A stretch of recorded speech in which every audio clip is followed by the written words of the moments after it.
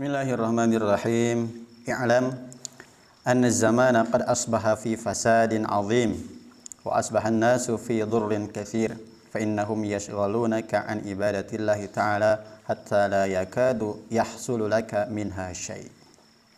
Ketahuilah bahwa zaman sungguh telah menjadi dalam kerusakan yang besar dan telah menjadi orang-orang dalam bahaya yang bertebaran, karena sesungguhnya mereka merepotkanmu, menjauhkanmu dari beribadah kepada Allah Subhanahu wa taala, hingga nyaris tidak ada yang dapat engkau hasilkan dari ibadah tersebut sesuatu pun.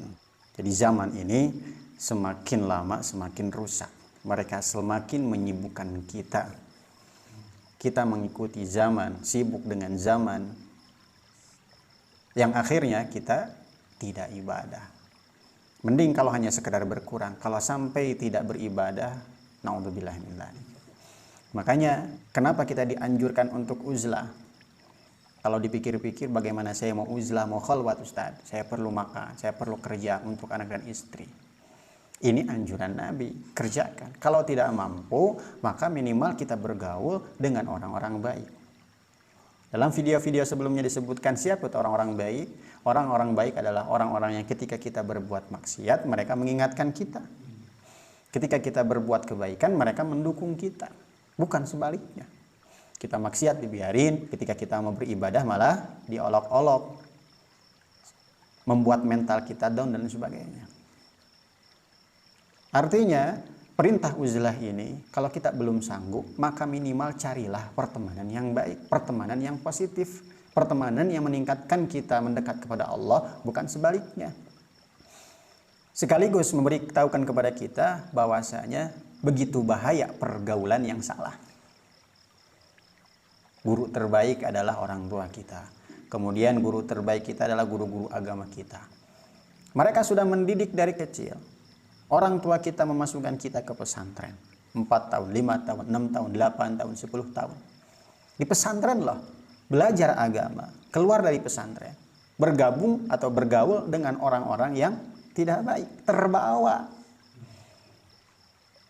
Mondoknya yang 10 tahun, pesantrennya yang 10 tahun, ilmunya yang dia pelajari selama 10 tahun seakan-akan nggak terpakai. Kenapa? Karena terbawa oleh pergaulan. Kalau pergaulannya buruk, maka dia pun akan menjadi buruk. Kalau pergaulannya sangat-sangat buruk, dia pun akan menjadi sangat buruk. Jadi perintah Rasulullah kepada kita supaya kita beruzlah, berkhalwat ini, minimalnya kalau kita tidak sanggup adalah kita supaya hati-hati dengan pergaulan kita.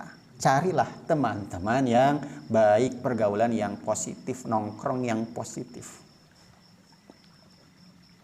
Kemudian mereka merusak atas dirimu terhadap sesuatu yang telah engkau hasilkan, hingga nyaris tidak ada yang bisa terselamatkan untukmu dari ibadah tersebut sesuatu pun. Gara-gara kumpul, sekali lagi, akan membuat kita ria, akan membuat kita sombong. Ibadah yang telah kita kerjakan malah jadi rusak. Kalau kita nggak berkumpul, kalau kita nggak bergaul, maka ibadah kita akan terselamatkan, akan terjaga. Karena mau sombong bagaimana, mau ria bagaimana, nggak ada orang untuk disombongkan. Mau ngomong kepada siapa kita sombong, mau ria kepada siapa. Maka lazimlah olehmu beruzlah dan menyendiri dari orang-orang, dan mohon perlindunganlah kepada Allah dari kejahatan zaman ini dan penghuninya. Jadi ibadah itu ketika seseorang ini istiqomah. Pak RW istiqomah, maghrib, isya, subuh, zuhur, asar ke masjid ini. Kan waktunya selalu pas kalau waktu sholat itu. Maka setiap waktu itu malaikat akan menunggu. Biasanya Pak RW jam segini datang. Setiap orang punya malaikatnya masing-masing yang akan mencatat amal ibadahnya. Kalau tidak istiqomah, nggak akan ada malaikat yang nunggu. Kenapa? Hari ini dia menunggu, besoknya nggak datang, besoknya datang lagi, nggak datang lagi. Jadi nggak akan ditunggu oleh malaikat juga. Nggak dikangenin oleh malaikat juga. Bagaimana mau mendapatkan pertolongan dari malaikat? Ilham-ilham yang baik. Dibersamai malaikat, yang mana malaikat ini jiwanya suci, rohnya suci, yang tidak pernah bermaksiat, selalu ibadah. Maka kalau kita dibarengi malaikat, diri kita itu suasananya tuh, hatinya tuh selalu ingin ibadah. ditemanin malaikat, dikangenin malaikat. Kalau tidak istiqomah, maka malaikat gak akan mau nunggu kita. Makanya dengan ibadah istiqomah ini akan membuat kita akan terus-terusan istiqomah. Jadi pertama kita memaksakan istiqomah, ke depannya maka istiqomah itu akan menjadi mudah. Cuman gara-gara pergaulan, gara-gara kesibukan dunia, maka membuat ibadah tidak istiqomah, ke depannya akan sulit untuk istiqomah karena nggak dibarengi oleh malaikat. Dan uzlah itu bukan sebagai tujuan, bukan sebagai maksud. Maksud kita hidup di dunia untuk apa? Untuk mendapatkan ridho Allah. Kita ibadah untuk mendapatkan ridho Allah. Begitu juga dengan uzlah. Uzlah ini bukan tujuan, bukan maksud. Saya ingin beruzlah menjauh dari manusia sampai mati. Bukan seperti itu. Tapi kita beruzlah menjauh dari manusia ini sebagai sarana, sebagai jalan. Ketika kita berkumpul dengan manusia susah ibadah, susah menata ibadah, susah ibadahnya menjadi istiqomah, maka menjauh dulu, cari suasana yang membuat dia bisa istiqomah dulu ibadah. Setelah 1 bulan, 40 hari, 2 bulan, 4 bulan, dia sudah merasa imannya kuat, ibadahnya sudah tertata, balik lagi. Jadi uzlah itu adalah sarana atau jalan, bukan tujuan.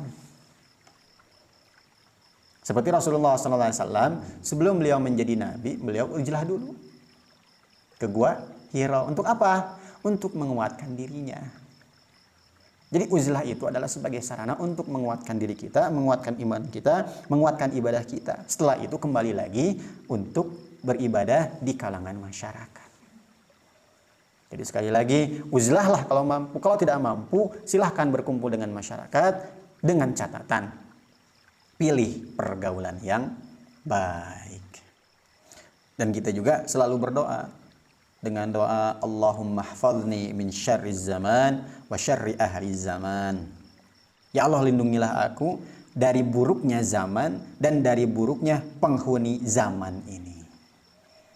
Karena zaman sekarang sudah rusak, kita selalulah berdoa kepada Allah supaya kita dilindungi oleh Allah dari rusaknya zaman ini. Kalau nggak ngerti bahasa Arab yang tadi saya sebutkan, ya bahasa Indonesia.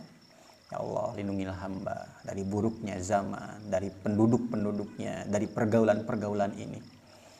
Kenapa kita harus meminta perlindungan seperti itu? Karena nafsu kita ini selalu ingin berkumpul. Kadang-kadang kumpulnya itu nggak pandang bulu. Yang penting di situ asik, saya kumpul di situ. Kalau pergaulannya buruk, kalau perkumpulannya buruk, akan membuat kita menjadi buruk. Sebelumnya Imam Ghazali yang berkumpul dengan seorang arif, seorang yang ma'rifat kepada Allah, merasa perkumpulannya berbahaya, takut dengan perkumpulan seperti itu. Seharusnya kita dengan perkumpulan-perkumpulan yang tidak membahas tentang ilmu, yang tidak membahas tentang akhirat, harusnya lebih takut lagi. Makanya kita berdoa kepada Allah supaya Allah melindungi kita dari buruknya zaman ini, dari penduduknya, dari pergaulannya. Insyaallah ya. Mudah-mudahan Allah Subhanahu wa taala memberikan kita taufik dan hidayahnya, selalu menolong kita, melindungi kita dari buruknya zaman ini. Yang betulnya dari Allah, yang salahnya dari kebodohan-kekurangan saya pribadi. Wallahu a'lam bishawab. Kita tutup dengan doa kifaratul majlis. Subhanallahu wa bihamdihi. Subhanakallahumma wa bihamdika asyhadu an la ilaha illa anta astaghfiruka wa atubu ilaik. Wassalamualaikum warahmatullahi wabarakatuh.